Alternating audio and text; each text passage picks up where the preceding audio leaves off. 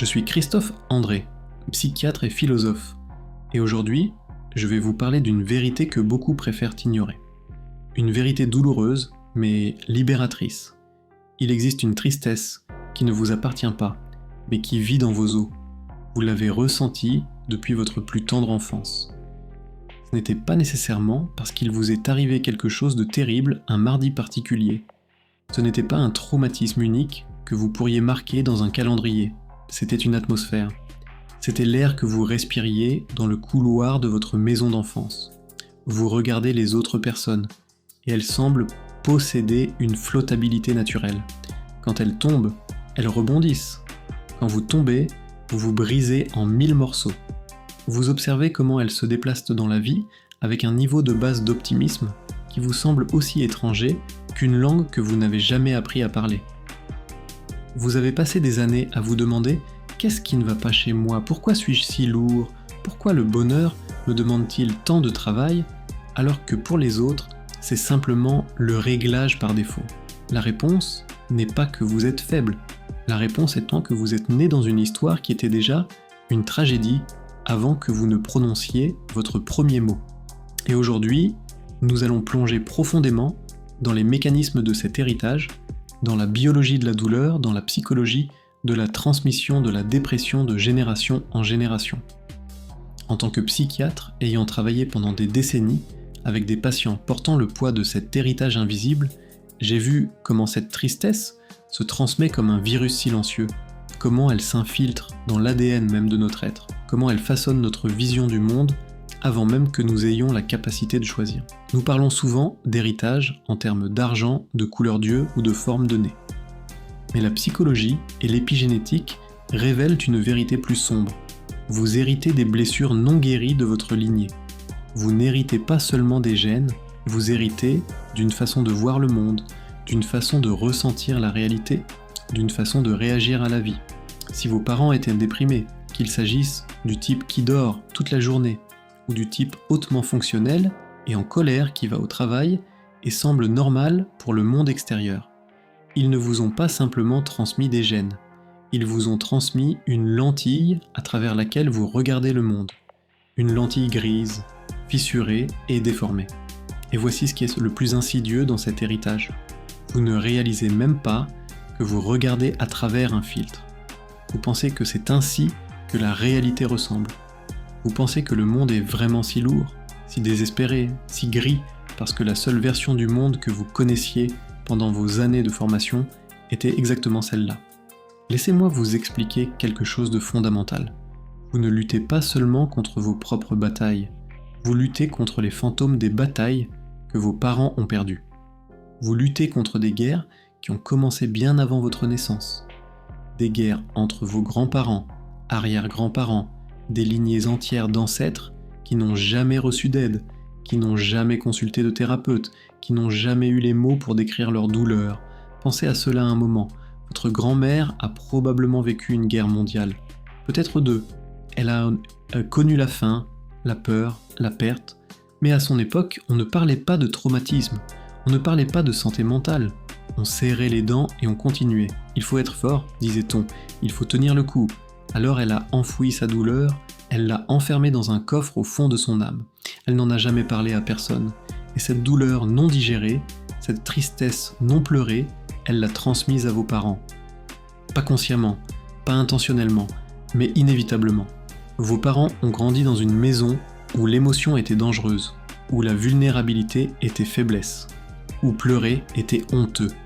Ils ont appris à étouffer leurs sentiments, à nier leur douleur, à porter un masque de normalité, tout en se sentant vides à l'intérieur. Et puis vous êtes nés, et ils ont essayé, à leur manière, de vous aimer. Mais comment peut-on donner ce qu'on n'a jamais reçu ? Comment peut-on offrir la chaleur émotionnelle quand on a grandi dans le froid ? Aujourd'hui, nous allons disséquer le mécanisme de cette transmission. Nous allons regarder la biologie, la psychologie et le contrat caché de la dépression générationnelle.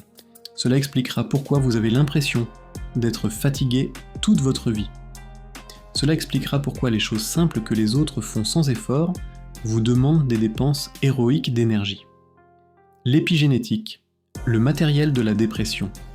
Commençons par le matériel, par le hardware. comme disent les informaticiens.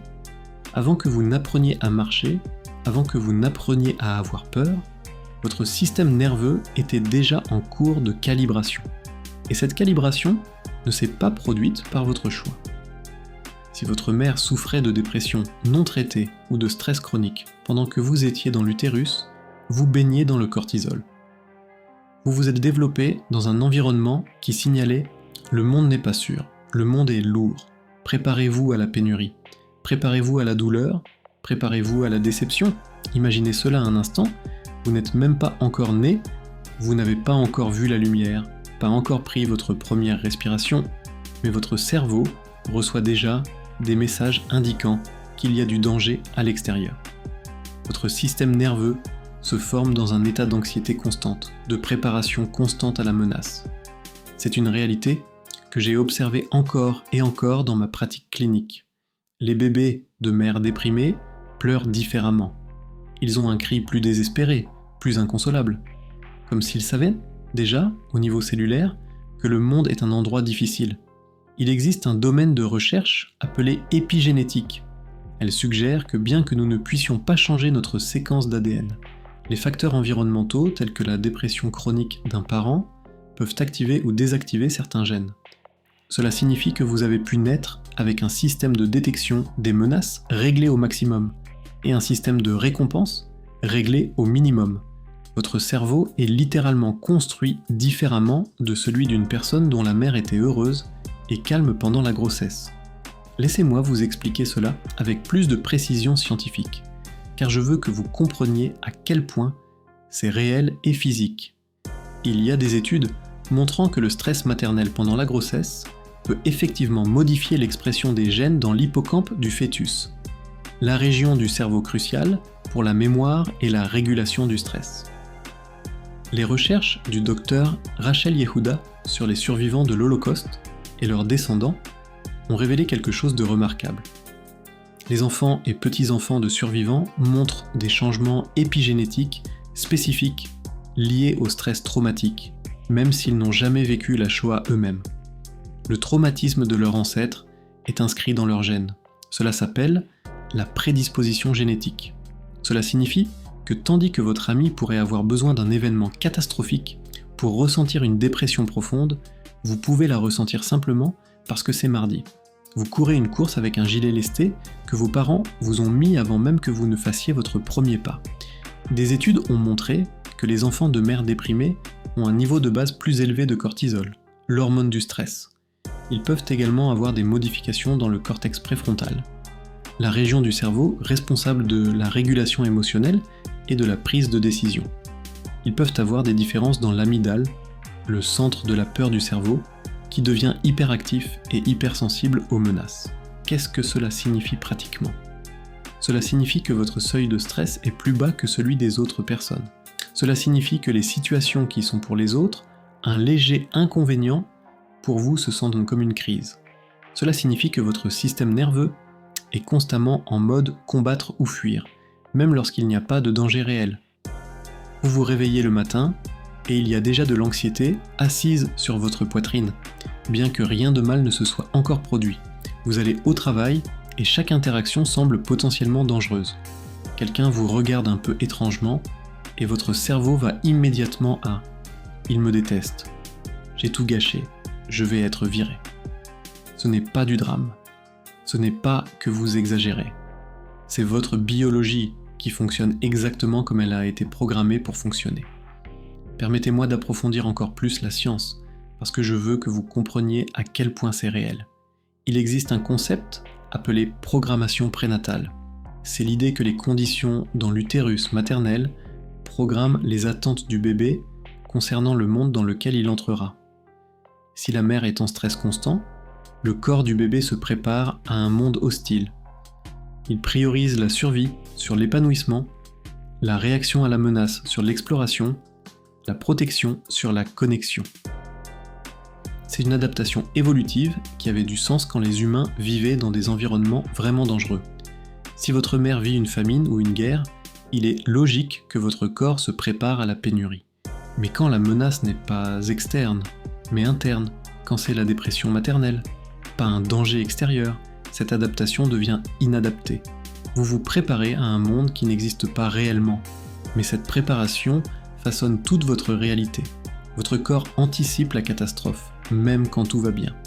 Votre système nerveux attend le coup même quand personne ne lève la main. Dans mon cabinet, j'ai vu des patients qui sursautent au moindre bruit, qui ne peuvent pas se détendre même en vacances, qui vérifient constamment leur téléphone, leurs emails, comme s'ils attendaient de mauvaises nouvelles. Ce n'est pas de l'anxiété irrationnelle, c'est leur système nerveux fonctionnant exactement comme il a été calibré dans l'utérus. Mais la biologie n'est que la moitié de l'histoire. Le vrai dommage, ce qui reprogramme votre personnalité pour toute une vie, se produit lorsque vous apportez ce système nerveux sensible dans une maison qui ne peut pas le contenir. Le miroir émotionnel, comment les parents façonnent votre réalité. Vous entrez dans le monde en cherchant la connexion, en cherchant le miroir du visage de votre parent pour qu'il vous dise qui vous êtes. Ce n'est pas une métaphore, c'est un processus psychologique littéral appelé le mirroring, le reflet émotionnel. Les bébés et les jeunes enfants n'ont pas de sens interne d'eux-mêmes. Ils apprennent qui ils sont à travers le reflet qu'ils voient dans les yeux et sur le visage de leurs parents. Quand un bébé sourit, et que le parent sourit en retour avec joie, le bébé apprend « j'apporte de la joie, mon existence est positive, je mérite l'amour ». C'est ce qu'on appelle l'accordage émotionnel, ou le mirroring affectif. Le psychologue Donald Winnicott parlait de la mère suffisamment bonne, un parent qui n'a pas besoin d'être parfait, mais qui doit être suffisamment présent, suffisamment réactif pour refléter à l'enfant sa réalité émotionnelle. J'ai travaillé pendant des années avec ce concept dans ma pratique, et j'ai vu ce qui arrive quand ce miroir est brisé, quand il ne reflète pas la joie mais le vide, pas l'amour mais l'épuisement. Mais quand vous regardiez dans ce miroir, qu'avez-vous vu ?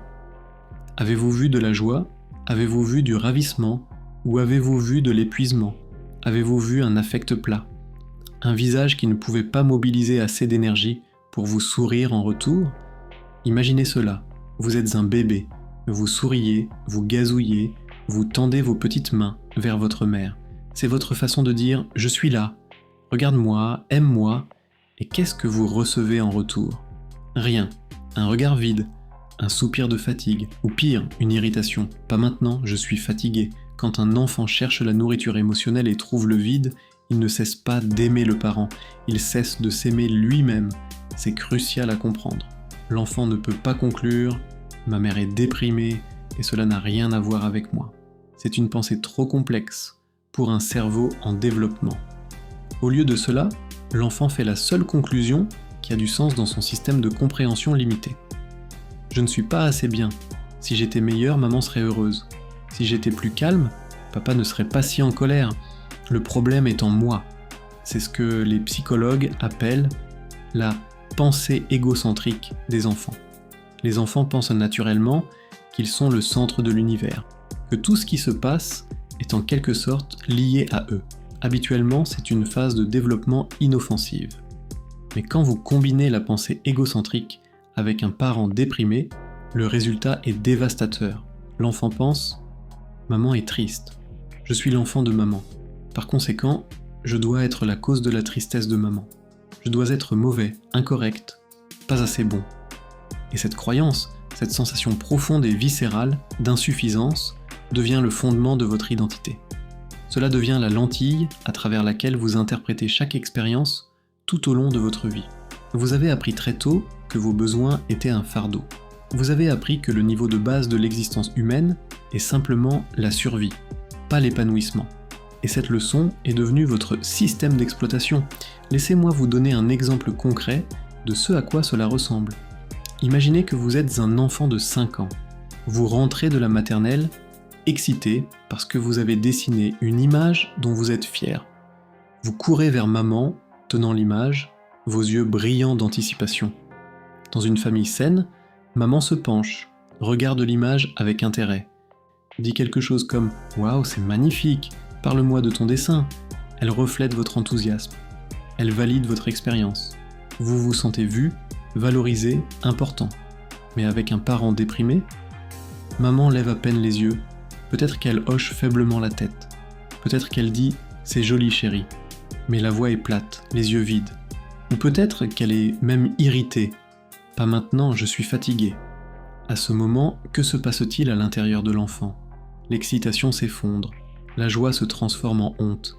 L'enfant apprend « Mon bonheur est un problème.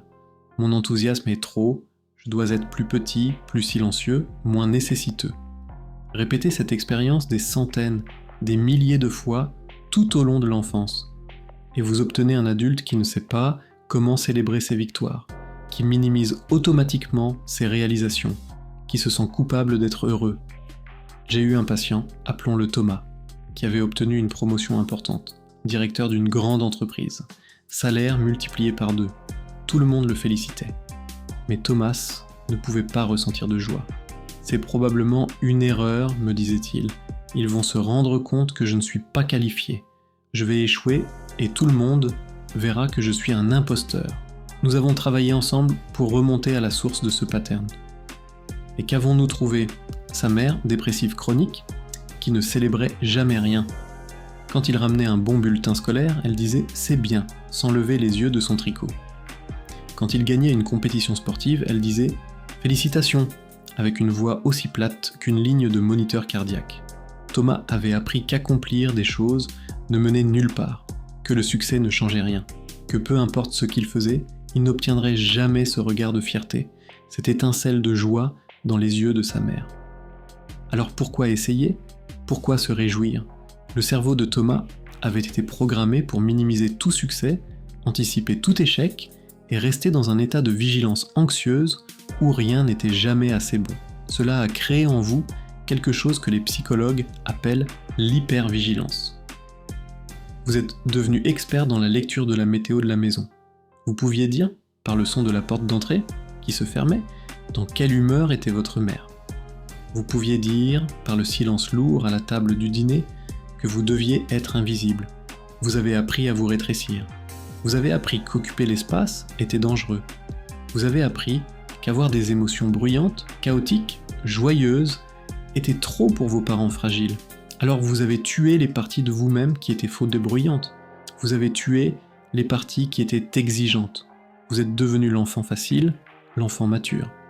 Les parents vous louaient « tu es si bon, si calme, aucun problème avec toi ». Mais « enfant facile » est un euphémisme pour enfant qui a appris à trahir ses propres besoins. L'enfant facile est simplement l'adulte déprimé en préparation, parce que cette énergie n'a pas disparu, ses besoins n'ont pas disparu. Vous avez simplement appris à les enterrer si profondément en vous-même que même vous avez oublié qu'ils étaient là. Et voici ce qui se passe quand ces besoins restent insatisfaits pendant des décennies. Ils ne disparaissent pas simplement, ils se transforment. Ils deviennent dépression, anxiété, addiction, pattern compulsif. Ils deviennent la voix dans votre tête qui vous dit que vous n'êtes pas assez bon. Ils deviennent le sabotage qui détruit vos relations. Ils deviennent le vide que vous ne pouvez pas nommer, mais que vous ressentez toujours. L'impuissance, apprise, comment? La dépression devient contagieuse. La dépression est contagieuse, non pas comme un virus, mais comme un modèle comportemental. En psychologie, il existe un concept appelé l'impuissance apprise. Elle a été observée dans des expériences où des animaux étaient soumis à des facteurs de stress dont ils ne pouvaient pas s'échapper. Finalement, ils cessaient d'essayer. Même quand la porte s'ouvrait, ils restaient dans la cage. Ils avaient appris que leurs actions n'avaient pas d'importance, qu'ils n'avaient pas de contrôle, que les efforts étaient inutiles. Le psychologue Martin Seligman a mené des expériences célèbres avec des chiens dans les années 1960. Les chiens qui avaient été soumis à des chocs électriques inévitables finissaient par simplement se coucher et les accepter, même quand on leur donnait l'opportunité de s'échapper. Ils avaient appris l'impuissance. Ces expériences, bien que troublantes, nous ont appris quelque chose de fondamental sur la psychologie humaine. Et j'ai vu ce même pattern encore et encore chez les enfants de parents déprimés. Grandir avec des parents déprimés est un cours magistral sur l'impuissance apprise. Vous observiez comment ils géraient les difficultés. Résolvaient-ils les problèmes ou se retiraient-ils dans la chambre? Communiquaient-ils ou utilisaient-ils le traitement silencieux? Vous absorbiez leur mécanisme d'adaptation par osmose. Si votre père voyait le monde comme un endroit hostile où tout le monde veut vous avoir, vous avez probablement développé une distorsion cognitive connue sous le nom de biais d'attribution hostile. Vous entrez dans une pièce et vous supposez que les gens ne vous aiment pas. Vous supposez que le projet échouera. Vous supposez que la relation se terminera. Vous prédisez la pluie parce que vous avez été élevé dans une maison où la tempête ne s'arrêtait jamais. Permettez-moi de vous donner des exemples concrets de ce à quoi cela ressemble dans votre vie d'adulte. Votre patron vous demande de venir dans son bureau. Immédiatement, votre esprit va à « je vais être viré, j'ai tout gâché, c'est la fin ». Même si objectivement vous faisiez du bon travail, même s'il n'y a aucune raison de penser que quelque chose de mauvais se passe, votre cerveau va automatiquement au pire scénario. Votre partenaire rentre à la maison et est silencieux. Au lieu de penser peut-être qu'ils ont eu une journée difficile, vous paniquez immédiatement. Qu'est-ce que j'ai fait ? Sont-ils en colère contre moi ? Vont-ils partir ? Vous commencez à analyser chaque interaction des derniers jours, cherchant des preuves que vous avez tout gâché. On vous offre une opportunité, un nouvel emploi, une nouvelle relation, un nouveau projet. Et au lieu d'excitation, la première chose que vous ressentez est la peur. C'est trop beau pour être vrai. Quelque chose va mal tourner. Je ne mérite pas cela. Je vais gâcher cela. C'est une distorsion cognitive appelée catastrophisation. Votre cerveau va automatiquement au pire résultat possible dans n'importe quelle situation. Ce n'est pas parce que vous êtes pessimiste par nature. C'est parce que votre cerveau a été entraîné à s'attendre à la catastrophe, en regardant vos parents vivre la vie comme si c'était une série de catastrophes. Il y a aussi un pattern appelé filtrage négatif. Vous recevez 10 compliments et une critique, et à quoi pensez-vous toute la nuit ? À la critique. Vous filtrez le positif et vous concentrez exclusivement sur le négatif parce que c'est ce que votre cerveau a été entraîné à faire. Si votre mère pouvait vous ignorer toute la journée, mais ensuite vous critiquer une fois pour avoir laissé une tasse sur la table, qu'est-ce qui s'enregistrait dans votre cerveau ? La critique. L'ignorance était si normale, si basique, qu'elle ne s'enregistrait même pas comme significative. Mais ce moment d'attention, même s'il était négatif, était vif, mémorable. Ainsi, vous avez appris que l'attention vient par les erreurs, par les problèmes, par le négatif. Et maintenant, en tant qu'adulte, vous vous concentrez sur le négatif parce que c'est ce que votre cerveau a été entraîné à chercher. Cela crée un état d'hypervigilance chronique. Vous attendez toujours que l'autre chaussure tombe.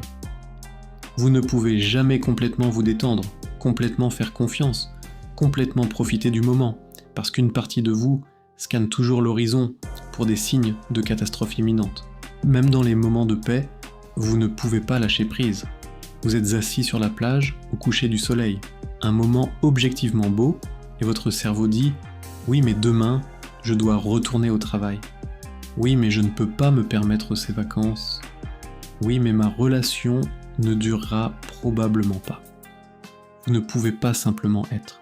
Vous êtes toujours à moitié dans le futur, vous inquiétant de ce qui va mal tourner, ou vous êtes à moitié dans le passé, rejouant des choses que vous avez dites ou faites, les analysant pour des erreurs. Et ce qui est le plus insidieux, c'est que cette hypervigilance se confirme souvent elle-même. Parce que quand vous vous attendez à ce que tout aille mal, vous créez inconsciemment les conditions pour que cela se produise. Vous sabotez les opportunités parce que vous avez trop peur d'essayer. Vous poussez les gens avant qu'ils ne puissent contrepartir. Vous créez exactement le futur que vous craignez. C'est ce qu'on appelle la prophétie autoréalisatrice. Vos croyances sur le monde façonnent votre comportement, qui crée ensuite des résultats qui confirment vos croyances.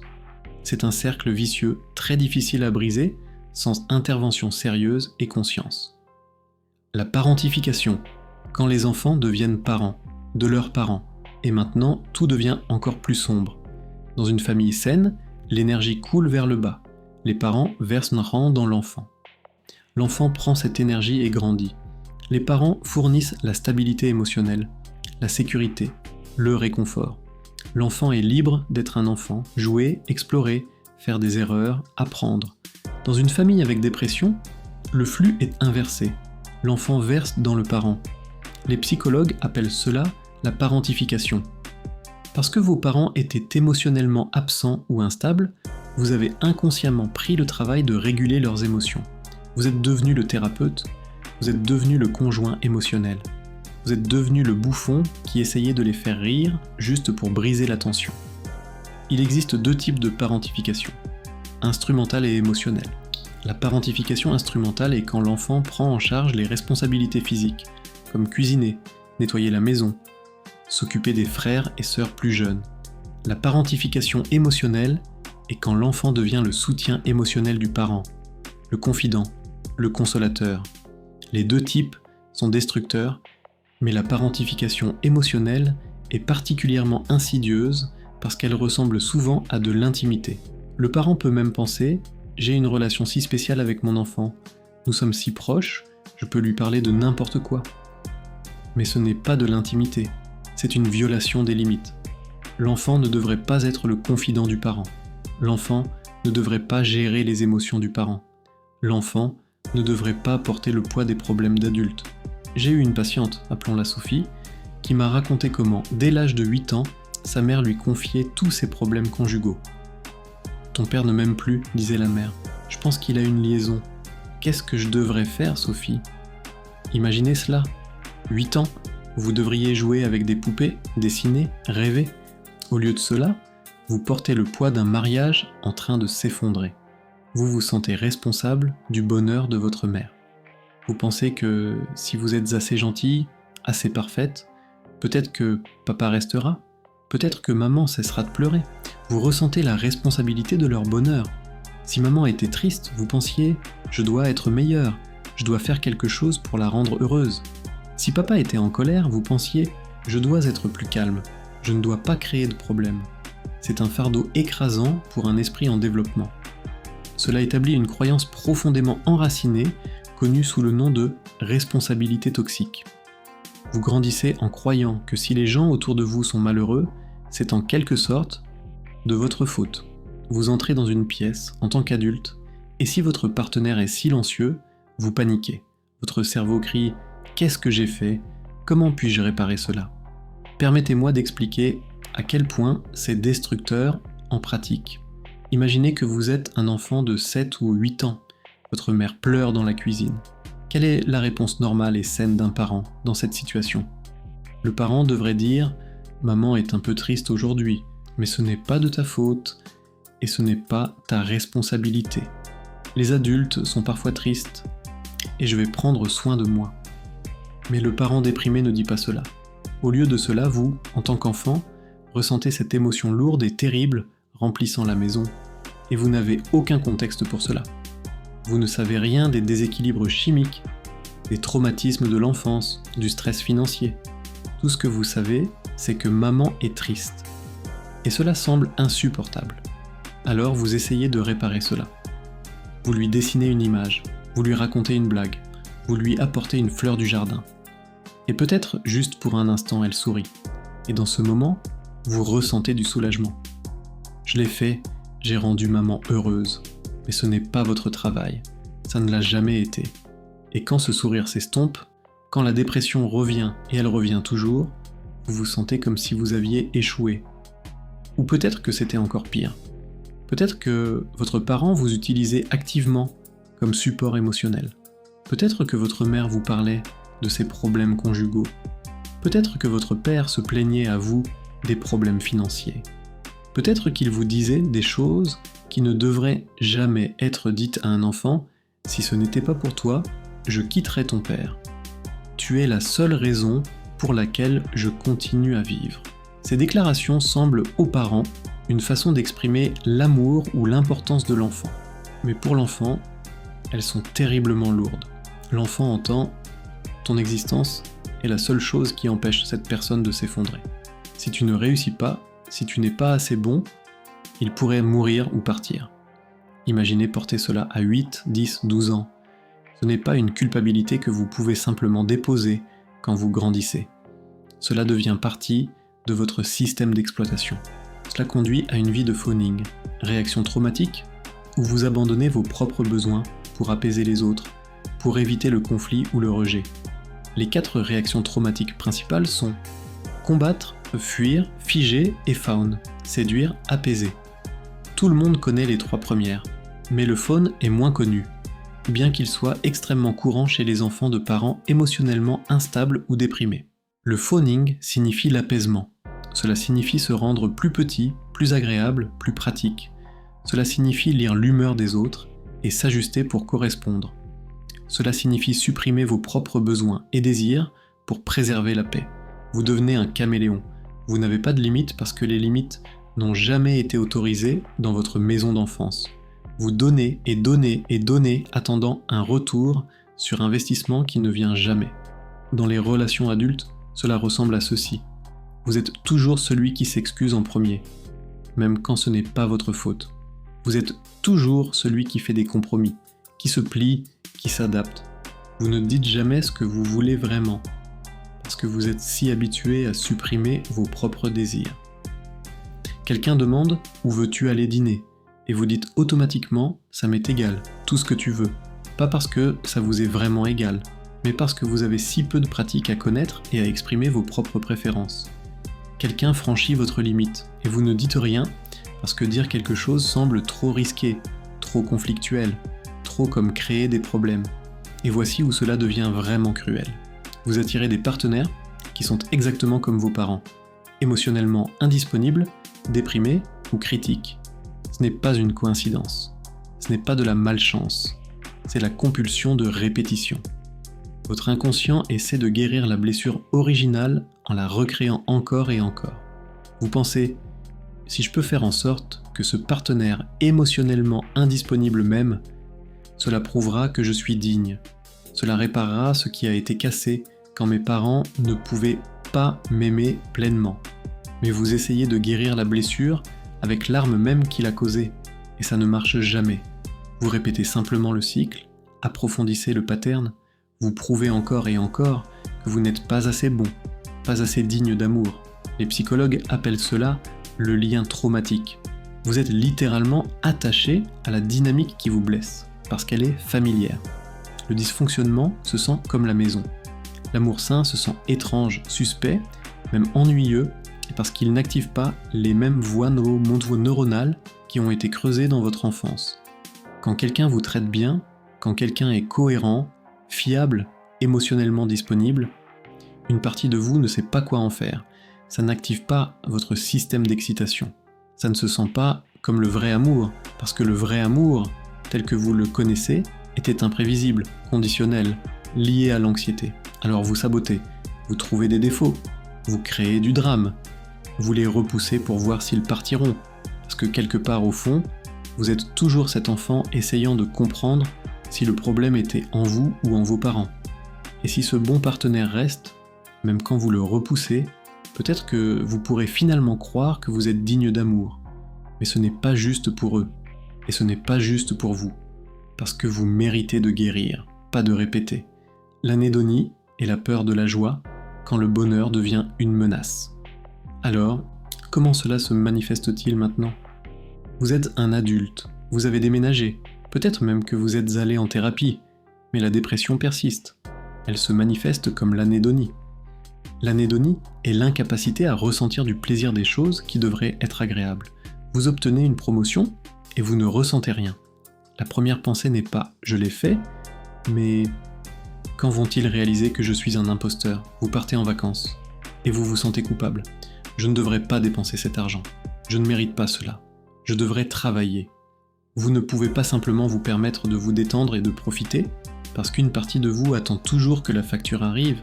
Vous atteignez un objectif sur lequel vous avez travaillé pendant des années, et au lieu de célébrer, vous passez immédiatement à l'objectif suivant. Ce n'était pas assez bon, j'ai besoin de plus, je ne peux pas m'arrêter, ou je ne vaux rien. C'est ce qu'on appelle le tapis roulant hédonique. Mais pour vous, c'est plus extrême que pour les autres personnes. Les gens normaux s'adaptent aux bonnes choses et reviennent à un niveau de base de bonheur. Mais votre niveau de base est plus bas, et votre cerveau a été entraîné à ne pas faire confiance au bonheur, à activement le craindre. Vous avez de grandes difficultés à faire confiance au bonheur. Pour l'enfant d'un parent déprimé, le bonheur se sent comme un piège. Dans votre enfance, quand les choses allaient bien, C'était généralement le calme avant la tempête. Si votre père était de bonne humeur le lundi, il pouvait s'effondrer le mardi. Si maman riait au petit déjeuner, elle pouvait pleurer à midi. Vous avez appris que les bons moments ne durent pas, que la joie est temporaire, que tout moment de bonheur sera équilibré par un moment égal ou plus grand de douleur. Alors vous avez appris à vous préparer au coup. Vous vivez dans un état de prémonition de la joie. La psychologue Brené Brown parle de cela comme le ravage de la joie. C'est quand vous êtes dans un moment agréable, mais votre cerveau va immédiatement à « mais et si ça se termine ? Et si quelque chose arrive à mes enfants ? Et si je perds ce travail ?» Vous ne pouvez pas complètement vous détendre dans un moment de paix, parce que vous attendez que l'autre chaussure tombe. Vous attendez le retour de la dépression. Et cela conduit à l'auto-sabotage. Quand les choses vont trop bien, votre système nerveux devient inconfortable. Se sentir bien provoque en fait de l'anxiété, parce que c'est non familier, parce que votre système a été calibré pour la douleur, pas pour le plaisir. Permettez-moi d'expliquer la neurobiologie de cela. Votre cerveau a un point de consigne pour normal. Ce point de consigne a été calibré dans votre enfance. Pour la plupart des gens, normal est neutre ou légèrement positif. Pour vous, normal est quelque part entre légèrement négatif et très négatif. Quand vous vivez quelque chose qui vous élève au-dessus de ce point de consigne, votre cerveau l'interprète comme une anomalie, comme un problème à corriger.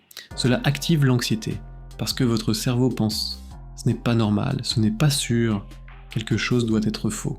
Alors vous créez inconsciemment des problèmes pour revenir à votre point de consigne de dysfonction. Vous choisissez une dispute, vous procrastinez jusqu'à ce que ce devienne une crise. Vous buvez trop, dépensez imprudemment, dites quelque chose que vous ne pensez pas. Vous revenez au chaos parce que le chaos est ce que vous connaissez. Le chaos est la maison. Les psychologues appellent cela le confort dans l'inconfort. Le dysfonctionnement, la douleur, la lutte, c'est votre zone de confort. La paix, la stabilité, le bonheur, c'est en dehors de votre zone de confort et votre système nerveux résiste farouchement à y rester trop longtemps. Cela se manifeste également dans votre monologue intérieur. Écoutez la voix dans votre tête quand vous faites une erreur. De qui est cette voix ? Est-ce une voix gentille et corrective ? Ou est-ce une voix de catastrophe apocalyptique ? Tu es si stupide, tu ruines toujours tout. Pourquoi essaies-tu même ? Tu ne fais jamais rien correctement. Tout le monde va voir à quel point tu es pathétique.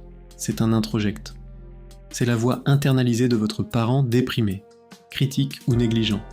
Ils ne sont plus dans la pièce, mais ils ont installé un camp dans votre esprit. Vous vous insultez en leur nom.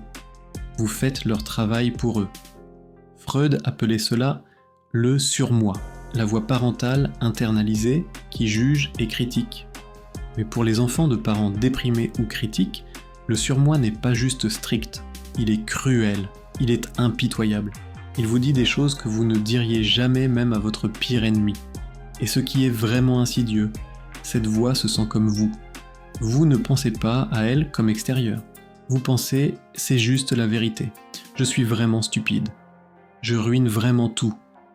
Mais ce n'est pas la vérité, c'est la programmation, c'est un enregistrement qui joue dans votre tête.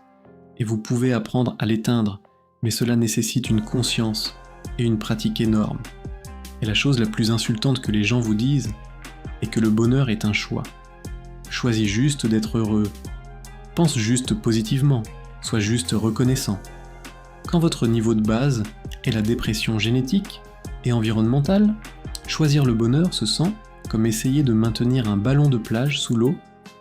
Cela nécessite un effort musculaire constant. Et au moment où vous arrêtez d'essayer, il ressort à la surface. La société vous dit que si vous faites de l'exercice, méditez et tenez un journal, vous serez réparé. Et bien que ces choses aident, elles aident vraiment. Elles ne réécrivent pas l'histoire de votre système nerveux. Elles n'effacent pas des années de programmation. Ce sont des outils de gestion, pas des cures. C'est comme le diabète. Vous pouvez le gérer avec un régime, de l'exercice, des médicaments. Mais vous avez toujours le diabète.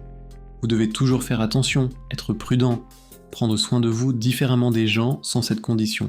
La dépression enracinée dans votre biologie et votre environnement précoce est similaire. Elle ne disparaît pas complètement, mais elle peut devenir gérable. Elle peut devenir quelque chose que vous avez parce que vous êtes. Vous ressentez un sentiment profond d'isolement parce que vous jouez au jeu de la vie en mode difficile, tandis que tous les autres sont en mode normal.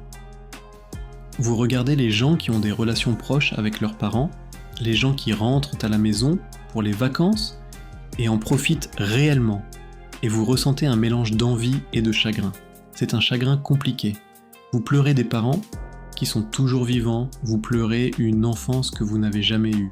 Vous pleurez la personne que vous auriez pu être si vous n'aviez pas dépensé toute votre énergie juste à essayer de survivre dans votre propre maison. Pauline Boss, thérapeute familiale, parle du concept de perte ambiguë. C'est une perte sans clôture, une perte qui est floue, qui n'est pas reconnue par la société. La perte de l'enfance à cause de parents déprimés est un exemple classique de perte ambiguë. Vos parents ne sont pas morts, ils vous aimaient, peut-être même à leur façon. Mais ils ne pouvaient pas être les parents que vous méritiez, et vous pleurez cela, mais vous ne pouvez pas le pleurer publiquement parce qu'ils sont toujours là. Les gens disent « au moins tu as des parents », au moins ils ne te battaient pas, au moins ils fournissaient un toit. Et cette minimisation de votre expérience rend le chagrin encore plus isolant. C'est un handicap invisible. Vous semblez normal de l'extérieur. Vous pouvez même réussir. Beaucoup d'enfants de parents déprimés deviennent des surperformants, parce qu'ils essaient toujours de gagner l'amour qu'ils n'ont jamais reçu. Ils essaient toujours de prouver qu'ils sont assez bons, assez précieux, assez dignes. Mais à l'intérieur, le moteur fonctionne sur les vapeurs. À l'intérieur, il y a ce silence vibrant, cette lourdeur qui ne part jamais complètement. Il y a un sentiment que vous prétendez être normal, que si les gens savaient à quel point vous êtes vraiment brisé, ils partiraient. C'est ce qu'on appelle le syndrome de l'imposteur. Mais pour vous, c'est plus profond que simplement douter de vos capacités professionnelles. Vous vous sentez comme un imposteur en tant que personne. Vous avez l'impression de prétendre être digne d'amour, digne de bonnes choses, digne de bonheur. La guérison. Pouvez-vous briser le cycle? Alors êtes-vous condamné? Est-ce une sentence à vie écrite dans votre sang? Le titre de cette présentation est « Comment vos parents ont programmé votre dépression pour la vie ». Et dans un sens, c'est vrai. Le tissu cicatriciel sera toujours là. Vous ne pouvez pas annuler l'expérience de votre enfance. Vous ne pouvez pas retirer le poison avec lequel on vous a nourri pendant 18 ans. Mais bien qu'ils aient écrit le début de votre livre, ils ne tiennent pas le stylo pour la fin. Briser la malédiction générationnelle n'est pas un acte passif. C'est un acte de guerre contre votre propre biologie. Cela vous demande de devenir un traître au malheur familial. Et laissez-moi être très clair à ce sujet, c'est la chose la plus difficile que vous ferez jamais. Ce n'est pas une vidéo motivationnelle où je vous dis que tout sera facile si vous croyez juste en vous. Ce sera insupportablement difficile. Il y aura des jours où vous voudrez abandonner. Il y aura des moments où vous penserez « à quoi bon ? Peut-être que c'est juste qui je suis. Mais voici ce que je veux que vous compreniez. Vous ne vous changez pas. Vous vous récupérez. Vous ne créez pas une nouvelle personne. Vous déterrez la personne que vous avez toujours dû être sous des années de programmation et d'adaptation à un environnement toxique. La première étape est l'acceptation radicale. Vous devez arrêter d'attendre que vos parents changent. Vous devez arrêter d'attendre qu'ils s'excusent, se réveillent, deviennent soudainement les gardiens brillants et aimants dont vous aviez besoin. Ils ne peuvent pas. Ce n'est pas parce qu'ils sont méchants. Ce n'est pas parce qu'ils ne vous aiment pas. C'est parce qu'ils sont victimes de leurs propres parents, coincés dans leur propre boucle. Leurs parents leur ont fait la même chose, et leurs parents avant eux. Cela remonte à des générations, cette transmission de douleur. Pensez-y, votre grand-mère était probablement également déprimée, et ses parents avant elle. Et ainsi de suite, peut-être pendant des siècles.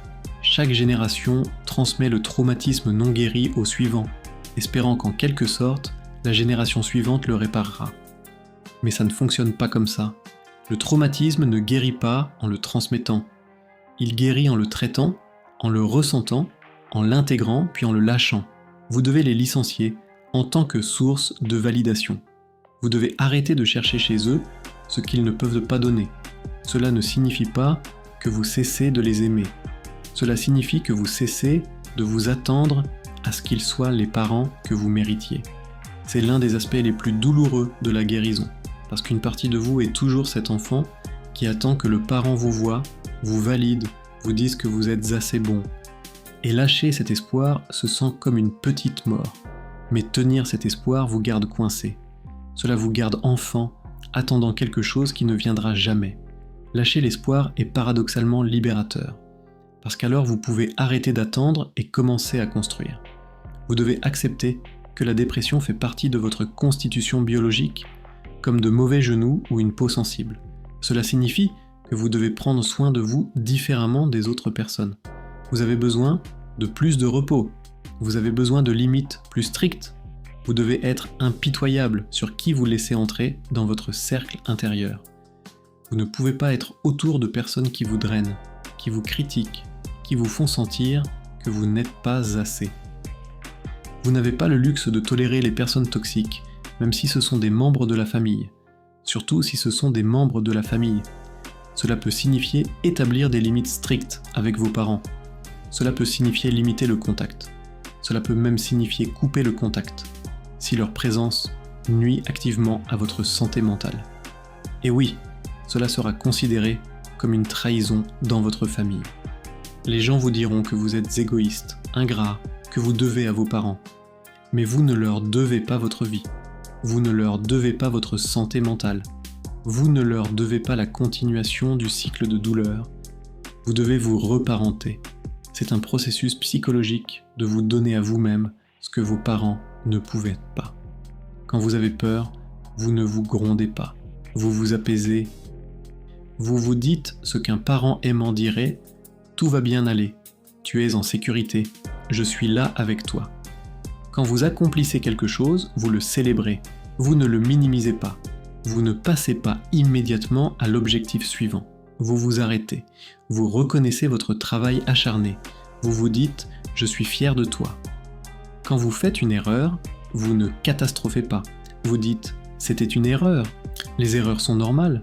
Je peux apprendre de cela. Cela ne définit pas ma valeur en tant que personne. » Vous devez construire une nouvelle voie intérieure, brique par brique, pour noyer l'ancienne. Vous devez interrompre le pattern. Chaque fois que la voie critique commence, vous l'arrêtez. Non, ce n'est pas ma pensée. C'est un enregistrement qui joue dans mon ADN. Et je vais rayer le disque. Certaines personnes trouvent utile de littéralement nommer cette voix. Oh, c'est le critique encore.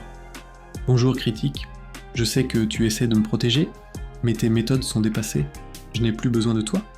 Cela peut sembler stupide, mais créer de la distance entre vous et la voix critique, entre je et le critique, est puissant.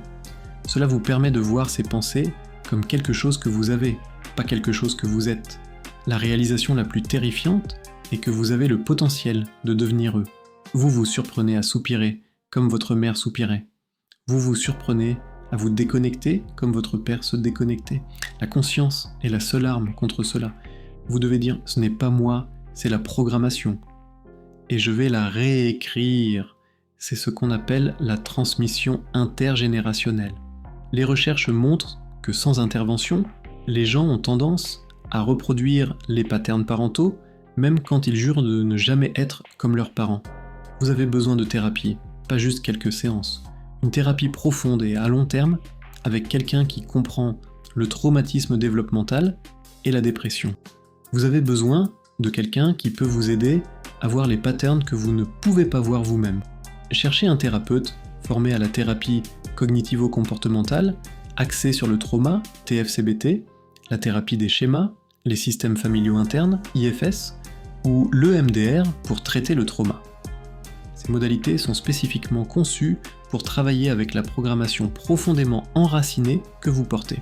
Vous pourriez avoir besoin de médicaments. Et c'est normal, si votre système de sérotonine est cassé à cause de la génétique et de l'environnement précoce. Il n'y a aucune honte à utiliser les outils de la science pour corriger la chimie. Les médicaments ne sont pas de la faiblesse. C'est un outil. Vous ne dites pas à un diabétique que l'insuline est de la faiblesse. Vous ne dites pas à une personne avec une mauvaise vue que les lunettes sont de la faiblesse. Alors pourquoi les médicaments pour la santé mentale devraient-ils être différents ? Vous devez vous entourer de personnes qui sont saines, qui ont eu une bonne éducation, qui savent à quoi ressemblent les relations normales. Ce sera inconfortable au début. La gentillesse se sentira suspecte, la stabilité se sentira ennuyeuse. Mais vous devez rester avec, vous devez vous permettre d'être aimé, même quand c'est effrayant. C'est ce qu'on appelle une expérience émotionnelle corrective.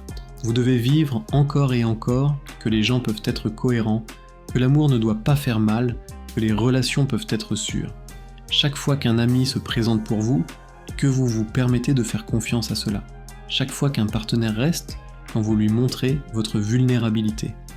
Chaque fois que vous établissez une limite et qu'elle est respectée. Toutes ces expériences réécrivent lentement vos attentes sur ce à quoi ressemble l'amour. Et le plus important, vous devez être patient avec vous-même. Vous reprogrammez un système nerveux qui a été mal calibré pendant des décennies. Cela ne se produira pas en 6 mois, cela ne se produira pas en 1 an. C'est le travail d'une vie. Il y aura des jours où vous régresserez. Il y aura des moments où la dépression revient en force. Et vous avez l'impression que tout progrès était une illusion. Mais ce n'est pas vrai. Le progrès n'est pas linéaire. La guérison n'est pas une ligne droite. C'est une spirale. Parfois vous pensez que vous êtes de retour au même endroit, mais vous êtes à un niveau plus élevé de la spirale. Peut-être que vous ressentez à nouveau la même dépression, mais maintenant vous avez des outils, maintenant vous avez de la conscience, maintenant vous savez que cela passera, même quand il semble que ça ne passera pas. Ce n'est pas la même personne vivant la même dépression. C'est une personne plus sage, plus forte, temporairement visitée par un ancien pattern. Soyez doux avec vous-même dans la régression. Ce n'est pas un échec, c'est une partie du processus. Le système nerveux ne change pas linéairement, il change en boucles et cercles, avec avancées et reculs, avec percées et retraites. Pensée finale. Vous êtes le briseur de cycles. La tragédie de la dépression génétique est qu'elle se sent personnelle, mais en réalité, elle est systémique. On vous a remis un sac lourd de pierres au moment de votre naissance.